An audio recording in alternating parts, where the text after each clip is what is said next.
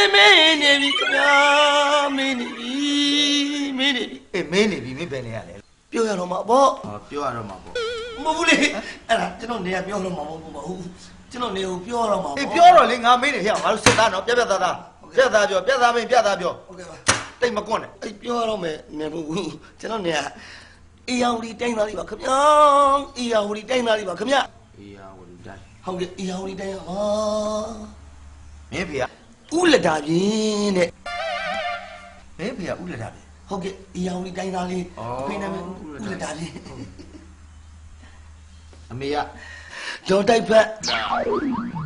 တော့တိုက်ဖက် ဟုတ်ကဲ့ ရပြတခါမှမကြောက်ဘူးဒီလိုနာမမျိုးတွေမင်းတို့အေးဝတိုင်းမှာပြီးတယ်လား ဟုတ်ကဲ့ခင်ဗျာ တော့တိုက်ဖက်ဟုတ်ပြီနာမည် ဟုတ်ကဲ့ နာမည် โอ้ဆရာလွတ်တာလွတ်လိုက်စားပါဆရာလွတ်လိုက်စားပါအမလေး ဟမ်မင်းဘာကိုပြောနေတာလဲမင်းရဲ့နာမည်ကိုမင်းနေတာမင်းဖေမင်းမေကပေးတာမင်းရဲ့နာမည်ကိုမင်းနေတာဘာကိုနာမည်ပြောနေတာဟမ် ဟုတ်လေနာမည်ဆိုတော့ဟိုစာရင်းပြဒီလဲမလားလို့ကျွန်တော်နှခေါင်း လေးလဲစရာလားလေးလဲလဲမင်းကပြောစရာလားငါလွတ်ထက်လိုက်မှာမင်းနာမည်ပြောတာ ကျွန်တော်နာမည်ကတော့ဘေးရာလို့ခေါ်ရခင်ဗျာ ပေးတာလို့ပြောလိုက်လဲပြီးတာပါပဲကွာ ဟုတ်ကဲ့ ပေးတာ ဘေးရာ ဟုတ်ပြီအသက် အမေကပြောတော့အင်းကနောမကြီးပျောက်သွားတဲ့အချိန်လို့ပြောတာပဲ အမဟဲ့အဲ့လိုပြောလို့မရဘူးလေမင်းတက်ကဟို10နှစ်ဆို10နှစ်အနှစ်20ဆို10နှစ်အဲ့လိုပြောလေနမကြီးခိုးတာငါဘလို့သိမှာ ဟိုငါပြကြော်တရက်နေ့ဟို30ကနေပြီးတော့3နှုတ်တော့လောက်ရှိပါ20ခွန်ကွာ20ခွန်ကနေပြီးတော့ထပ်ပြီးနှုတ်စမအောင်ကွာဘယ်လောက်နှုတ်ကမှနေပြီးတော့20ခွန်ဆိုတော့26 25 24 20ကျွန်တော်တက်က21 21လို့ပြောလိုက်တယ်ပြီးတယ်ငါစိတ်ရှိတယ်နော်ငါစိတ်ရှိတယ်ဟေးတွေ့ပြီ21နဲ့ဟုတ်ပြီရပြီဘယ်နေရလဲနေရ မဟုတ်စီရဲ့ကျွန်တော်အရှင်းနေတာမဟုတ် အေးဘယ်နေရလဲလို့ငါမေးနေ ကျွန်တော်မိတာလား မင်းမေးတာလေ မေးတယ်အောင်မေးလို့ပါဗျာ တော်တယ်မင်းကငါမေးနေတာဒီကောင်မေးနေ ဟုတ်ကဲ့ပါဟုတ်ကဲ့ပါ မင်းလည်းနာကြီးကြ တော့ဟုတ်တော့ အုံတော့ ဟုတ်ကဲ့ပါ အုံတော့အဖေက အဖေကအုံမြင့် အုံတော့ရွာကအ ုံမြင့် ဦးအုံမြင့် ဟုတ်ကဲ့ပါအုံမြင့် ဦးအုံမြင့်ဟုတ်ပြီအမေက အုံမြင့် ဒေါ်အုံမင်း အုံမြင့် အာအုံမင်း ဒီမှာကျိုးဖေးပြီးတယ် မင်းနာမည် အမေကအုံမြင့်ဆိုတားနေမယ်အုံဒီ အုံဒီ ကျွန်တော်ညီမလေးနာမည်ပါယုံလားတစုသွေးပြူဝဲနေတာ သူ ပဲ လေးတစုသွေး ကျွန်တော်ညီမလေးကပြူဝဲတာပဲချစ်ရလေးကြိုက် မလုံးမလုံးမင်းတမမလုံးမင်းမဲလို့တယ်နော်မင်းမမလုံး ဒီသားသူစီရင်တော့အောင်လို့ မင်းသက်ပြော ကျွန်တော်တို့အမေနဲ့အဖေနဲ့ရန်ဖြစ်တော့21နှစ်ကိုတဲ့သူက365ရက်ပြန်လျှော့လိုက်တဲ့တနေ့ပြန်လျှော့ တနေ့ပေါ့ကွာတနေ့ဆိုတနေ့ပြောလိုက်ပါလားမင်းရတယ် ပြန်ပြုံးမှာအဲ့ဒါကျွန်တော်ညီမလေးကအိတ်နေနဲ့လှန့်လို့တော့21နှစ်လို့ပြောတယ် ဟောပါပြီ21ဆိုတော့21ရပြီရှောင်းရှိတယ်ဘယ်နေရ မင်းတကူ အေးမင်းနေတယ်ဘယ်နေရလဲလို့ မင်းတကူ ဩမင်းနေတယ်မင်းဘယ်နေရလဲလို့ မင်းတကူ ဟဲ့ကောင်ငါစိတ်ရှိတယ်နော်မင်းကငါမေးနေတယ်မင်းဘယ်နေရလဲလို့ငါမေးနေတယ် ဆရာကြီးကျွန်တော်ရွာနမမင်းတကူရွာ ကြောက် မင်း မေးတကူရွာရဲ့လို့ မင်းတကူရွာ မေးတကူရွာအထက်ဘက်ကလား ဟုတ်ကဲ့ကျွန်တော်အထက်ဘက်က ဟုတ်ပြီမင်းဖေနာမယ် မပြော ဟမ်ပြောရမယ်လေလူကြီးကမေးတာမင်းဖေနာမယ်ဘယ်လို ဘူးမပြောဘူး ပြောဟဲ့ကောင်မင်းအဖေနာမယ်ပြောလားပြောလား မပြောဘူးလို့ ဟဲ့ပြောနော် မဟုတ်ဘူးဆရာကြီးကျွန်တော်ဖေနေမှာဦးမပြောဘူး ပြေးရရှာလို့ကွာနာမည်မြောက်မပြောဘူးထားလိုက်တော့ တော်တဲ့အေယာဝီရဲ့စံတတ်တာပဲ ထားပါတော့ထားပါတော့ငါတော်တော်စိတ်ရှိတယ်နော်မင်းအမေနာမယ်ပြော မသိဘူး ဟဲ့ကောင်ကို့မွေးတဲ့အမေတော့မသိဘူးလားမင်းအမေနာမယ်ပြော မသိဘူး ဟဲ့ပြောလို့ငါပြောနေနော် ကျွန်တော်မင်းနေမှာတော့မသိဘူး မင်းအမေနာမယ်မသိဘူးတော့မသိဘူး တော့မသိဘူး ဘယ်လိုလူမျိုးတွေလည်းမသိပါကွာတခါမှမကြောက်ဘူးတော့မသိဘူး တော့မသိဘူးတော်တဲ့အေယာဝီရဲ့စံတတ်တာပဲ ငါ့ဆောင်ပါ တက်ချင်နေတဲ့တရားတက် ငါ့ကိုမတက်နေလေငါ့ မင်း ကို ကိုတက်เสียလားမင်းအုံးမမဟုတ်တာအေယာဝီရဲ့စံတတ် ကျွန်တော်တက်တာကိုသူလိုက်တက်နေတာ မင်းနာမည်ပြော ကျွန်တော်နာမည်ကဟိုတင်လွင်မိုးပေါ့ ထင်လို့မဟုတ်ဘူး တင်လွင်မိုးပေါ့ အသက် ဆရာကြီးကကျွန်တော်ငယ်ကြီးစားနာမည်ကိုသိနေတယ်အမျိုးတွေလားမသိဘူးဆရာကြီး အသက်ကိုပြောနေတာ အဲ့ဒါကျွန်တော်ကောင်မကြီးကနာမည် မဟုတ်ဘူးရမင်းရဲ့မွေးသက်ကအသက်ကိုမေးနေတာမင်းအသက်ကိုမေးနေတာအသက်ဘယ်လောက်ရှိလဲမေးနေတာ အော်ကျွန်တော်တက်လားညံတော်မျက်နှာတက်ပြင်းညူတကိုးကြည့်ရရွှေစည်းကုန်လက်ရမြောက်တာအာနန္ဒာရှုခင်းလာတာဘူးပြင်းနဲ့ရွှေစံတော်တော်တဲ့ကကောင်းကုန်မီးလုံတော့နွားနှကောင်ပြောက်တယ်ကြက်တကောင်ပြောက်တယ်ကြည့်မလို့ညမှာခိုးခံရတယ်ဆိုတော့ကျွန်တော်တို့နွားဟို အဲ့ဘယ်လိုချင်းပါမင်းသက်ပဲပြောပါငါယူနေလာပြီနော်အဲ့ရောက် ကျွန်တော်တက်လား အေး အဲ့နွားနှကောင်ပေါ်ရဲ့အချိန်မှာကြက်ခိုးခံတဲ့ဂျားထဲမှာမွေးတော့ကျွန်တော်အသက်က14 5 60 60ကို30နဲ့ဘယ်လောက်ကျန် 30ကျန်ကွာ 30ကို9နဲ့ပေါင်း35 15ပြန်တော့ကျွန်တော်အားလုံးပေါင်း20နဲ့ပါ 21ပဲကွာသူတို့အတူတူပဲ21ဆိုလဲပြောလိုက်ပြီးသွားပြီငါယူနိုင်တယ်မင်းတို့နှစ်ကောင်မင်းတို့3ယောက်နဲ့ဟုတ်ပြီပြပြီငါပါဆက်လို့ဟောပြီစေးစေးပါ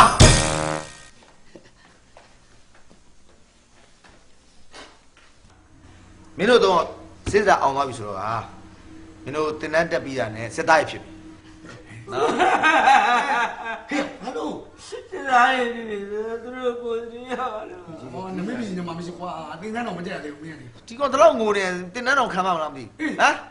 ဟေးနေကွာတော့ငိုတာကြိုက်မင်းကတွေ့မယ် ဟုတ်ကဲ့ပါ ဒီမှာမင်းတို့စစ်သားဖြစ်သွားပြီ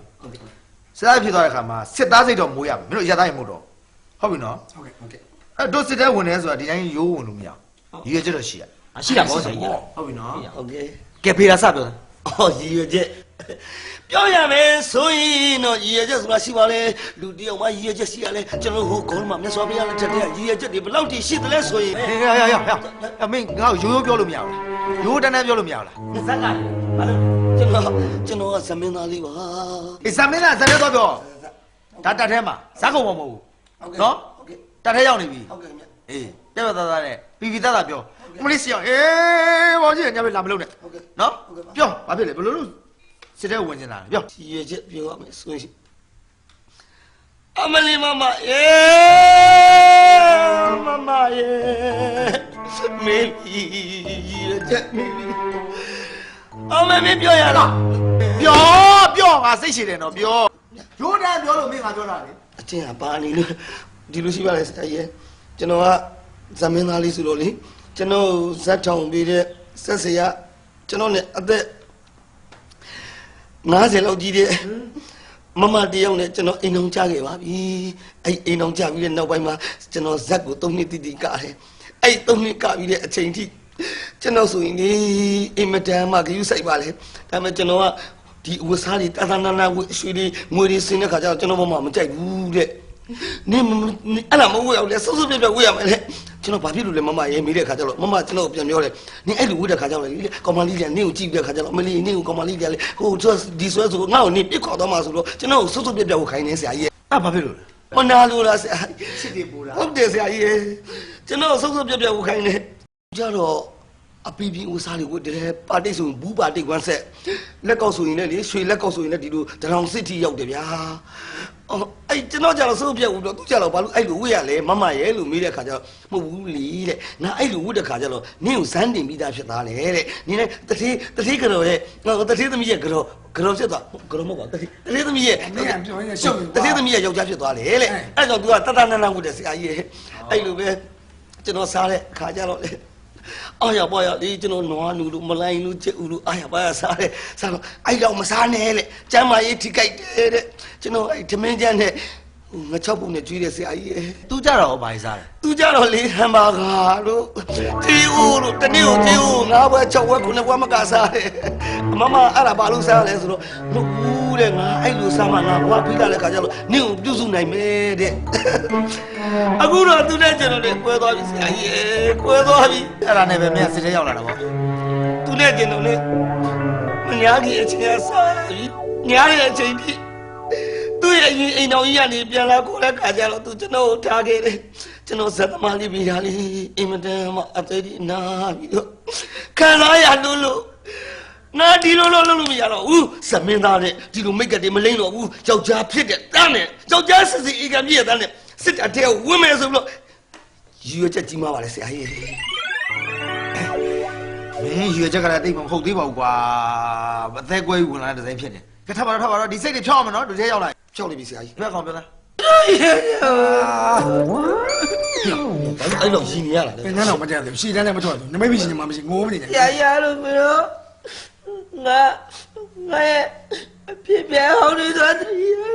မင်းအမေသေးလို့စစ်တဲ့ဝင်လာတာတော့ ဟုတ်ပါရဲ့ကျွန်တော်တို့လက်ထဲပါလေကျွန်တော်ကြီးစားတစ်ယောက်ထားပါဆရာကြီး ဟောလာမယ်တယောက် တစ်ယောက်တော့ကျွန်တော်အရင်ချစ်ပါတယ်ကျွန်တော်လည်းသူတို့တစ်ယောက်ကိုအရင်ချစ်ပါတယ်အဲ့ဒါသူတို့တစ်ယောက်ကလေကျွန်တော်တကြနောက်သုံးရက်ကြာရင်နဲ့လာခိုးရမယ်နှစ်ယောက်စလုံးကတယောက်ကဆက်ချုပ်ပါတယ်တယောက်က9ယောက်ပါတယ်အဲ့ဒါတကြကောင်းပါလားတကြတော့လာဖို့ကျွန်တော်ကကြီးနဲ့ထိုးမယ်9ယောက်နဲ့ကောင်းပါလေလေတကြတော့လာဖို့ကိုဓမ္မနဲ့ခုံးမယ် ငါတို့အဆုတ်ချက်တဲ့ဆုတ်တယ်ပေါ့ အဲ့ဒါသူတို့နှစ်ယောက်ကဝိုင်းထိုးကျွန်တော်သိပါလေသူတို့သိတော့မကောင်းသူတို့နှစ်ယောက်လုံးလည်းဘယ်လိုယူလို့ယူရမှမသိဘူးအဲကြောင့်မလို့ကျွန်တော်တင်းအမီတော့ကျွန်တော်ဝေး လေကောင်းလိုက်တဲ့ရည်ချက်ကောင်းလိုက်တဲ့ရည်ချက်ဟမ်ကြီးစားနေအောင်ဘယ်သူယူအောင်မသိလို့တက်ထဲဝင်လာတော့ကွာထားပါတော့ထားပါလေပြောတာမင်းအောင်အဲ့မင်းဘောက်ကူလား ဟောမဟုတ်ဆရာကြီးသူတက်ကူးသွားလို့ကျွန်တော်ကလေကျွန်တော်ကြီးစားလေးတယောက်ကျွန်တော်ထားပါကျွန်တော်ကြီးစားလေးကလေကျွန်တော် ဟမ်ဟဲ့မင်းမျက်နှာရိုးပြောတာကွာငါဘာမှလေဖြတ်ချင်လာပြီ မဟုတ်ဘူးဆရာကြီးရဲ့ကျွန်တော်ခံစားချက်တွေမိုးတွေတွင်းနေတာပါကျွန်တော်ကြီးစားလေးကကျွန်တော်ဘောအရင်ချစ်ရှာတာသိလားကျွန်တော်ကတော့ပြောကျွန်တော်ကဘာမှပြန်မပြောဘူး ဘာဖြစ်လို့လဲမင်းကိုချစ်လို့လား နားလေးနေလို့အဲ့ဒါလေးကိုကျွန်တော်ဂိူးနာတက်ပြီးချစ်နေတာဆရာကြီးရဲ့သူ့ရှိမှလေသူ့မျက်လုံးကိုစိတ်စိတ်ကြည့်ပြီးကျွန်တော်ငေါငေါငန်းငန်းပြောတာကျွန်တော်တစ်ချက်ပြန်မကြည့်ဘူး အော်မင်းကိုကြောက်လို့လား မျက်လုံးဆွေးနေတယ် ဟော ကျွန်တော်ဘာပြောကျွန်တော်ဘယ်တော့စူးကျွန်တော်ဘယ်တော့ရိုက်ကျွန်တော်ဘာမှပြန်မလုပ်ဘူးသူ့မှလေပြုံးနေပဲခံရရှာတယ် အော်မင်းကိုချစ်တာလား မဟုတ်ဘူးသွားခေါ်နေတာသူငိုတာရှိတယ်လို့ပဲ ဟောရှုပ်နေတာပါပဲကွာ မဟုတ်ဘူး तू ကကျွန်တော်ပြောတယ်ကျွန်တော်လည်းဗလာလည်းသူများကြီးလောက်မတောက်တော့လေညွန့်ညောင်းလေးသွားတယ်ကျွန်တော်ကလွင်မိုးနဲ့တူတယ်ဆိုပြီး तू ကကြိုက်တာ ဒီရုပ် ကြိုက်တော့သူနဲ့ကျွန်တော်လည်းရီးစားတယ်ပြစ်ပြီးတော့ဒီဝင်ကန်ကြီးတပတ်လောက်လုံးမှကျွန်တော်ဝမ်းလျှောပါတယ်ဆရာကြီးရဲ့ဝမ်းလျှောတော့ကျွန်တော်မျက်နှာလေးပဲကြံခဲ့တယ်ကိုလုံးပိန်ကြသွားတော့လွန်မိုးနဲ့မတူတော့ဘူးလေအဲ့တော့ तू ကယူချင်းယူရင်မျက်နှာပဲယူမယ်တဲ့ဆရာကြီးစဉ်းစားကြည့်ပါလားမျက်နှာပဲယူရင်ဘာသွားဘာလို့ရမှာလဲဟုတ်တယ်မလားအဲ့တော့မျက်နှာပဲမယူအောင်ကိုလုံးမှယူရမယ်ဆိုကိုလုံးတောင်းနေဖြစ်အောင်ယောက်ျားပီတော့အောင်ဆိုပြီးတော့ကျွန်တော်တက်မတော်လေးကိုဝင်မယ်ဆိုပြီးလုပ်တာကျွန်တော်ယောက်ျားဖြစ်ရတဲ့နဲ့ကျိုးရှိရဲ့အလုပ်ကိုလုပ်မယ်ဆိုပြီးဒီကျဲကိုဝင်တာသူ့မခံချင်စိမ့်နဲ့ဝင်တာ ကောက်လိုက်တဲ့ရည်ချက်တွေကွာဟမ်မင်းတို့တွေမိမမပြေလည်တဲ့စစ်တဲ့ကိုဝင်လာကြဟမ်အေးထားပါတော့တို့တက်ထဲရောက်လာပြီဆိုတော့တက်စိတ်တော့မွေးရမယ်နော်စစ်သားစိတ်မွေးရမယ်မင်းတို့ရဲ့အတိတ်ကရှိခဲ့တဲ့ဟာတွေကိုထားခဲ့လိုက်တော့ ဟုတ်ကဲ့ပါဟုတ်ကဲ့ နော်ရည်ချက်အစ်စ်တွေနဲ့စိတ်သစ်လူသစ်တမတော်အမိတမတော်ဖတ်ဆိုစိတ်တွေမွေးရမယ်ကြား ဟုတ်ပါလေ ဟောဘာလို့ ဟိုတိုင်းတော့ပါဆရာကြီးကျွန်တော်တို့မသိလို့မင်းမယ်ကျွန်တော်တို့သုံးအောင်ကဆရာကြီးကမိတာဆရာကြီးကဟိုတက်မတော်လေးကိုဝင်နေဟိုဒီအကြောင်းရင်းလေး ခံယူချက်လေးကို ဒီကျက်လားဆရာ အဲ့ ကြီး ရွေးချက်ခံချက်အကြောင်း ဒါတော့မင်းတို့ငါပြောမှာပေါ့ကွာ ဟုတ်ကဲ့ဆရာကြီး မင်းတို့အကြောင်းတော့ငါပြောငါအကြောင်းလည်းမင်းတို့ပြောပြမင်းတို့ငါညီကိုလို့ခင်းတော့လေ ဟုတ်ကဲ့ အဲ့တော့ငါပြောပြပါမယ်ငါတက်တဲ့ဝင်လာတယ်ငါမိမနောက်နေယူသွားလို့ကွာ